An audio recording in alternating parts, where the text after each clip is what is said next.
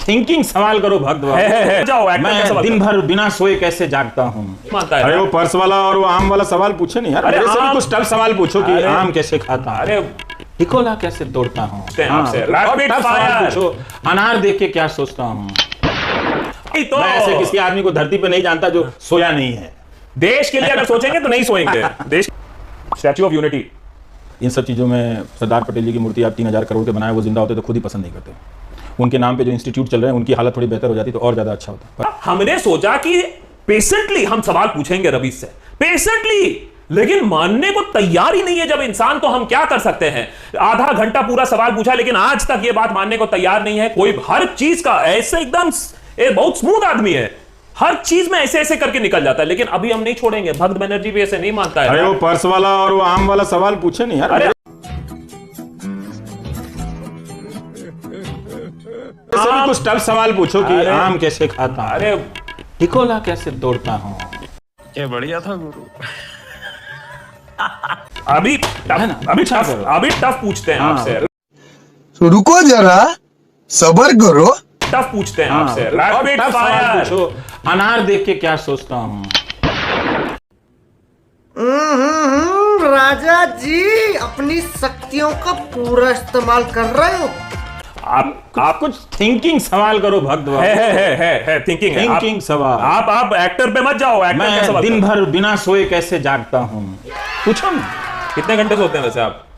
जितने घंटे लोगों को सुना चाहिए उतने घंटे सोते। तो यही तो, मैं ऐसे किसी आदमी को धरती पे नहीं जानता जो सोया नहीं है।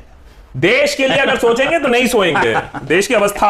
अच्छा सुनिए, अभी हम रवि जी से रैपिड फायर करने वाले हैं, और नहीं तो हम यही पूछ लो यार कि मैं घड़ी की बेल्ट कैसे बांधता हूँ इतनी व्यस्तता में। कुछ तो कविता करो। अरे घड़ी नहीं उतारते हैं वो।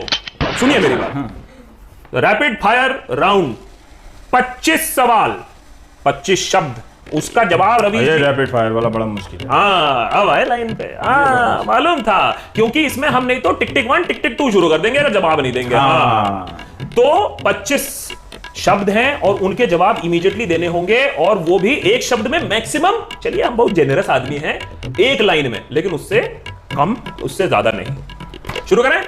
हाँ हाँ चलिए शुरू ही है। स्टॉप वॉच चालू किया जाए। कंप्यूटर जी तैयार है? हाँ रैपिड फायर शुरू किया जाए। What does Ravi think about anti national? ये सब फालतू हैं, ध्यान भटकाऊ मुद्दा है सब। सही पकड़े हैं। आर्टिकल 370, ये भी ध्यान भटकाऊ मुद्दा है। शाबाश बेटा, बहुत बढ़िया। मास्टर स्ट्रोक नहीं है? नहीं, व्हाट्सएप यूनिवर्सिटी। यही असली यूनिवर्सिटी है। सारा देश इसी से डिग्री लेकर आ रहा है, इसीलिए किसी की डिग्री का पता नहीं है। ईवीएम।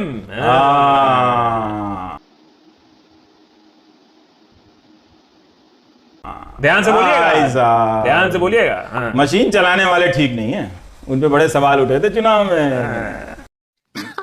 सही पकड़े हैं। नेहरू। कुछ अच्छा कुछ बुरा सब है, लेकिन अपराधी नहीं। बात तो सही है। आरटीआई।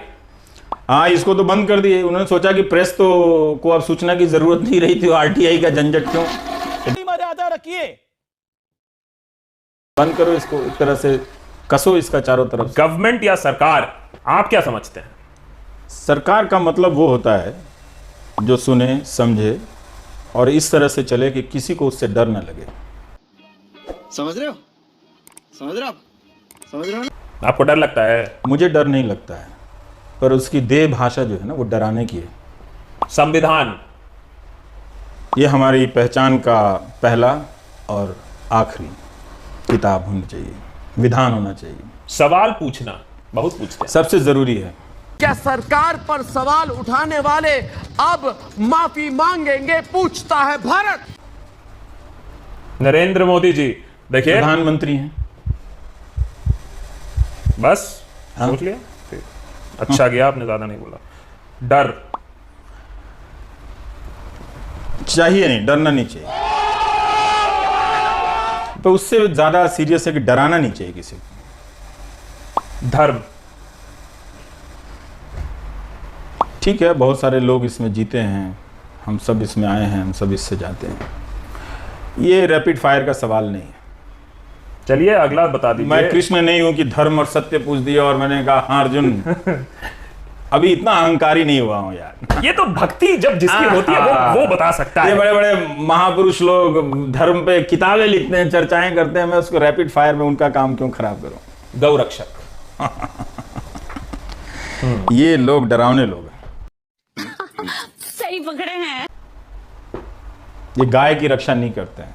अच्छा, इसके बारे में तो आप बहुत बात करते रहते हैं, इस पे तो एक्सपर्ट हैं, बताइए। विकास।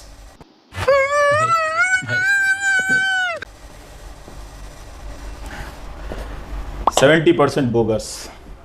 मैं मान रहे हैं 30% हुआ है, माने हैं। 30% जगह देता रहता हूं, इसमें क्या है, पर 70% बोगस है। Independent media. वो तो है नहीं इस देश में। बात तो सही है। नोटबंदी। Bogus idea. Economic crisis. Reality है। Statue of unity. इन सब चीज़ों में सरदार पटेल जी की मूर्ति आप 3000 करोड़ के बनाए, वो जिंदा होते तो खुद ही पसंद नहीं करते। उनके नाम पे जो इंस्टीट्यूट चल रहे हैं उनकी हालत थोड़ी बेहतर हो जाती तो और ज़्यादा अच्छा होता, पर अब आपने 3000 करोड़ लगा दिया तो ठीक है, ठीक तो नहीं किया। अब उसके कंपटीशन में और 3000 4000 करोड़ की मूर्तियाँ बनेंगी तो ठीक नहीं है। Paid news. ये रियलिटी है।